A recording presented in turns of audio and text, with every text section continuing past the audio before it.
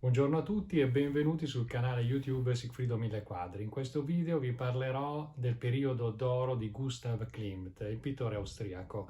Periodo d'oro significa quella fase in cui il pittore utilizzò il colore oro e anche l'oro in foglie, quindi sottile lamine applicate sulle tele. I dipinti che prenderò in esame sono tre. Il primo è la Giuditta del 1901, quindi la prima versione, e poi il celeberrimo Bacio, che non ha bisogno di presentazioni, e infine il ritratto di Adele Bloch-Bauer, che è un dipinto molto conosciuto anche per le vicende giudiziarie che l'hanno coinvolto. Vi auguro una buona visione. In questo video vi presenterò tre opere del pittore austriaco Gustav Klimt, che vediamo nella fotografia, tutte molto conosciute e molto amate, che appartengono alla fase d'oro dell'artista, ovvero a quella fase caratterizzata dall'utilizzo anche molto abbondante del colore oro ed anche della foglia d'oro, ovvero delle sottili lamine di metallo applicate sulla tela. C'è quindi un primo dato molto preciso nei quadri che vi mostrerò: la presenza dell'oro, che ha naturalmente una funzione decorativa, ma che porta con sé anche la suggestione di qualcosa di prezioso, unico, di grande valore. Questo aspetto influenza necessariamente la nostra percezione dei quadri ed anche il significato stesso delle opere. In un ritratto, ad esempio, nel video vi presenterò quello di Adele Bloch-Bauer, la presenza cospicua dell'oro impreziosisce anche il contenuto, ovvero il soggetto, in questo caso la donna ritratta. Allo stesso modo, nel Bacio, altro dipinto che vi mostrerò, l'abbraccio dei due amanti viene impreziosito dalle decorazioni d'oro, fino quasi a farci perdere di vista l'azione in sé. Il bacio diventa di per sé più prezioso, immerso in questa cascata, in questa aura d'oro che lo avvolge. La presenza dell'oro agisce quindi sulla nostra percezione del contenuto del quadro. Nell'immagine vediamo alcuni cartoni preparatori del fregio Stocklet, un grande mosaico, sempre risalente al periodo d'oro di Klimt, formato da 15 pannelli che prende il nome Stocklet dal palazzo che lo ospita a Bruxelles. Il mosaico è realizzato su un fondo in marmo bianco ed è interamente decorato con materiali come rame, argento, foglia d'oro, pietre dure, corallo e maiolica colorata. A differenza dei cubisti, che assemblavano nei collage pezzi di giornale, elementi banali presi dalla quotidianità, l'artista austriaco assembla metalli preziosi, evocando così un'atmosfera solenne, rarefatta, preziosa. A tal proposito, fondamentale era stato per il pittore il viaggio che aveva fatto a Ravenna, dove aveva potuto ammirare i mosaici. Klimt, che vediamo in un'altra fotografia, aveva studiato a Vienna arti applicate nella scuola di arti e mestieri. Il padre, a sua volta, era stato orafo e decoratore. Dopo un avvio di carriera di grande successo, legato alla decorazione di spazi pubblici, quali il Burgtheater di Vienna, dove lo stile pittorico era ancora legato all'academismo, Klimt diventerà una delle personalità di spicco della secessione viennese, di cui sarà fondatore e primo presidente nel 1897. La secessione a Vienna intercetta uno spirito di rinnovamento dell'arte che si stava diffondendo in Europa e che ha nell'incontro tra arti e mestieri uno dei propri elementi più importanti. Questa idea di rinnovamento dell'arte prenderà diversi nomi nei vari paesi: Art Nouveau, Secessione, Jugendstil, Liberty, eccetera. Il termine secessione è però fuorviante. Klimt non è mai rivoluzionario, non rompe mai completamente con la tradizione. Klimt è stato definito rivoluzionario conservatore e mi pare una definizione appropriata. Il pittore austriaco è all'incirca coetaneo di artisti come Kandinsky, che arrivarono intorno al 1910 su posizioni di rottura molto più nette della sua. Klimt, qui seduto su una sorta di trono in una celebre fotografia che mostra il gruppo dei secessionisti viennesi, supera anch'esso lo stile accademico che caratterizzò le sue prime commissioni ed apre ad una pittura bidimensionale decorativa che coesiste con il naturalismo delle figure, ma non oltrepassa mai i limiti.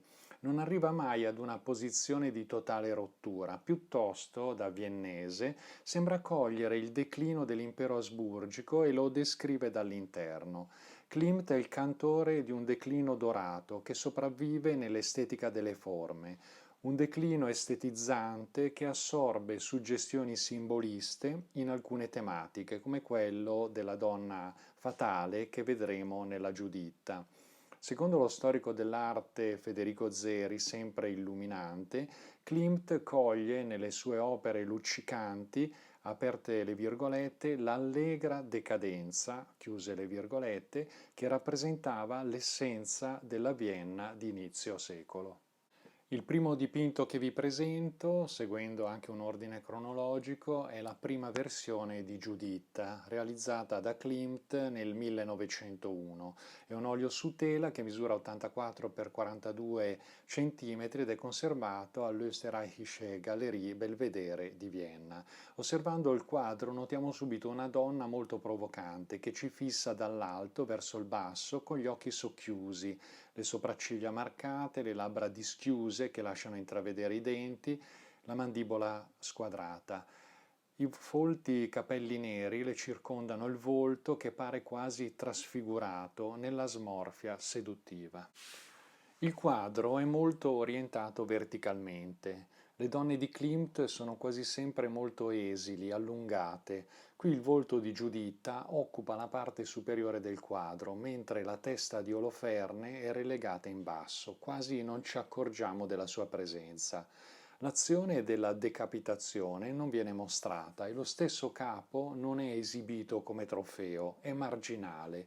Tutto è concentrato nel potere seduttivo della donna, che ha ribaltato i ruoli. Tagliando la testa, simbolicamente ha castrato l'uomo nella sua virilità e nel suo ruolo sociale dominante. Giuditta quindi ha trionfato su Oloferne, la donna sull'uomo, e ci guarda consapevole della propria forza tentatrice. Il tronco allungato ci viene mostrato quasi integralmente nudo e coperto solo da una veste trasparente. La donna indossa anche alcune collane incastonate di pietre preziose, così come una cintura che intravediamo nella parte inferiore del quadro, dove la testa di Oloferne appare solo per metà. Con la mano destra Giuditta sembra quasi spingerla fuori, chiedendo la ribalta tutta per sé. Il corpo ed il volto della donna, ma anche quello di Oloferne, sono modellati e dipinti con una tecnica divisionista. Possiamo notare i filamenti di colore quasi sempre tracciati con un andamento verticale. Quale esempio del periodo divisionista di Klimt vi mostro un bellissimo paesaggio sempre del 1901. Qui naturalmente non c'è il colore oro, ma notiamo la giusta posizione di pennellate di colore puro, tipiche del divisionismo, anche se quello di Klimt non è un divisionismo scientifico, ma la ricerca di un effetto estetico, emotivo, poetico, proprio ciò da cui Seurat, il codificatore del divisionismo, aveva voluto allontanarsi. L'aspetto innovativo nel dipinto Giuditta è però l'utilizzo dell'oro, che non si ferma ai monili e alle decorazioni della veste trasparente, ma che caratterizza la decorazione bidimensionale che troviamo nella parte superiore del quadro. Dietro la testa di Giuditta è rappresentato infatti un paesaggio arcaico e stilizzato di alberi di fico e viti, tratto da un fregio assiro del palazzo di Sennacherib a Ninive, che vediamo nell'immagine. La cornice ha un ruolo importante nel quadro e diventa parte integrante di esso. Ne abbiamo splendidi esempi nell'ambito del simbolismo europeo. La cornice in legno di Giuditta venne realizzata da Georg, fratello del pittore, che era scultore e falegname. Va ricordato come Klimt abbia studiato arti applicate nella Scuola di Arti e Mestieri di Vienna, imparando svariate tecniche artistiche come il mosaico e la ceramica. Questa attitudine fu uno degli elementi salienti della secessione viennese che, rompendo con la tradizione accademica, apriva all'estro dei giovani artisti e dalle arti applicate. Per il ruolo di Giuditta, Klimt sceglie la sua musa per eccellenza, Adele Bloch-Bauer, una donna che apparirà in diversi dipinti del pittore e che vediamo nella fotografia. Adele veniva da una famiglia agiata ebrea ed aveva sposato un uomo molto potente, un industriale dello zucchero, Ferdinand Bloch. La coppia viveva in una dimora lussuosa a Vienna, che era un salotto frequentato da politici, intellettuali, musicisti, artisti. Tra questi artisti Bloch presero a cuore Klimt e lo sostennero anche quando il pittore era in contrasto con i circoli accademici. In Adele Klimt vedeva una donna colta, raffinata, di ampie vedute, seppure ancora costretta ad un ruolo subalterno. Ad esempio Adele, ricca di stimoli intellettuali e bramosa di conoscenza, non aveva potuto frequentare l'università proprio in quanto donna. La seconda opera del periodo d'oro che vi presento è Il Bacio, quadro datato 1907-1908, è un olio su tela, misura 180 x 180 cm, quindi è un quadrato perfetto, il formato prediletto del pittore. L'opera è conservata all'Österreichische Galerie Belvedere di Vienna. Il Bacio è l'opera forse più conosciuta di Klimt e tra le più riprodotte. La prima impressione che abbiamo è quella di una coppia colta in un momento di passione. L'uomo stringe a sé la donna e la bacia sulla guancia. Dei due protagonisti vediamo solo alcune porzioni del corpo, il capo, le mani di entrambi e poi ancora una spalla, un braccio e le gambe di lei. Notiamo come la coppia sia immersa in un bozzolo dorato e si trovi su un lembo di terra fiorito. Il tutto avviene in un luogo astratto, con un grande fondale dorato che non dà punti di riferimento. Il messaggio che ci arriva è quello di un bacio impreziosito dalle decorazioni, dai fiori e dall'oro. Tutto vero, ma una lettura più approfondita ci mostra delle tensioni latenti, riflesso di un'epoca di decadenza ed anche di una disparità fra i sessi. Questa grande aura dorata che avvolge la coppia ci trasmette un senso di unione. Quest'alone, questo bozzolo d'oro, parte dal profilo del collo dell'uomo e scende alla destra della donna e porta decorazioni con cerchi concentrici e motivi spiraleggianti. Il collo stesso dell'uomo è veramente massiccio, quasi taurino, un'esibizione evidente di virilità. L'apparente unione diventa netta divisione osservando più attentamente il quadro. La figura della donna è molto esile, come spesso avviene in Klimt, quasi filiforme. La sua veste porta motivi decorativi a cerchio.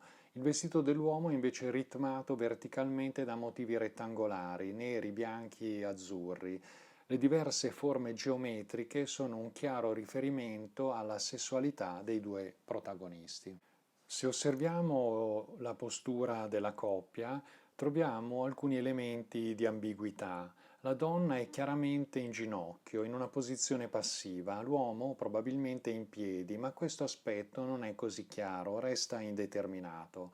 La donna chiude gli occhi e si abbandona alla stretta dell'uomo, le mani sono contratte, il volto è quasi girato di 90 gradi. Se ci pensiamo è una stortura innaturale. L'uomo sta agendo con una forza non banale sulla donna. I punti di contatto sono tre: il volto chinato per baciarla e le due mani che la tengono con una certa rigidità. Qualcuno ha suggerito che la posizione della donna ai margini del prato la ponga quasi sull'orlo di un precipizio, alludendo quindi ad una costrizione, ad un'azione di forza da parte dell'uomo.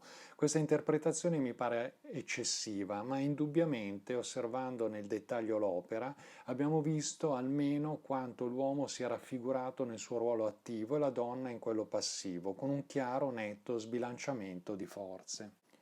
È stato anche proposto che la posizione della coppia all'estremità del lembo di terra fiorita possa alludere alla caducità dell'esistenza. È primavera, il prato è ricolmo di fiori, l'uomo e la donna sono immersi nella passione, ma presto tutto questo svanirà e sfiorirà, portato via dallo strapiombo che si apre sulla destra.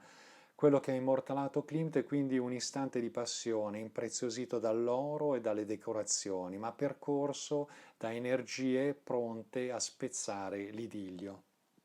Un aspetto interessante è il volto della donna. Qui lo vediamo ruotato di 90 gradi e ci rendiamo conto di come i tratti somatici siano compatibili con quelli di Adele. La donna non è direttamente modella nell'opera, ma comunque musa ispiratrice. Nell'opera di Klimt, Adele Bloch-Bauer riappare direttamente nei ritratti o indirettamente come modello ideale di riferimento, e questo non è nuovo nella storia dell'arte. Pensiamo al volto femminile che ricorre in molte opere di Raffaello o a quello che ricorre nelle opere di Botticelli. Sono probabilmente modelli idealizzati, ispirati da personaggi reali, che diventano quasi un marchio dei diversi artisti. Il terzo quadro che vi mostro è il ritratto di Adele Bloch-Bauer, datato 1907. È un olio su tela che misura 138 x 138 cm, quindi un formato quadrato, e l'opera è conservata a New York alla Neue Galerie, che è un museo dedicato all'arte austriaca e tedesca. Con questo ritratto Klimt raggiunge l'apoteosi del periodo d'oro. Mai forse donna è stata ritratta immersa in un fondale così rilucente e prezioso, con grande abbondanza di foglia d'oro. Adele è ritratta seduta su una poltrona completamente decorata da motivi a spirale che facciamo fatica a distinguere dal fondale e dall'abito stesso della donna, anch'esso ricco di decorazioni. Solo nella parte in basso a sinistra notiamo una piccola campitura di verde che ci indica probabilmente il pavimento, rispetto al quale il fondale dorato stacca tramite un sottile zoccolino a quadri bianchi e neri. Anche se Adele porta un vestito molto ampio, Klimt non manca di sottolineare la silhouette longilinea della donna, che si distingue attraverso decorazioni triangolari e a forma di occhio che richiamano motivi egizi. Ai due lati delle gambe il vestito si apre nel fluire dell'oro in un largo ventaglio pavoneggiante. Alle spalle della donna, dove si dovrebbe trovare lo schienale della poltrona, i motivi decorativi diventano molto più vari, tra cerchi e quadrati accesi di rosso e di azzurro. Il volto di Adele Bloch-Bauer è ritratto in modo molto più naturalistico rispetto a Giuditta, dove appariva chiaramente trasfigurato.